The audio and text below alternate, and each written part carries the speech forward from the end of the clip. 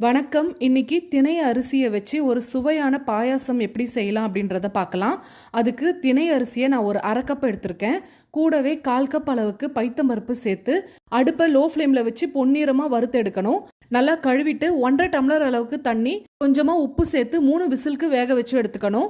அது வேகட்டும். அதுக்குள்ளே நாம் வெல்லம் கரைச்சிக்கலாம். 3/4 கப் அளவுக்கு வெல்லம், 1/4 கப் அளவுக்கு தண்ணி சேர்த்து நல்லா கரைஞ்சி வந்ததும் ஆஃப் பண்ணிடுங்க.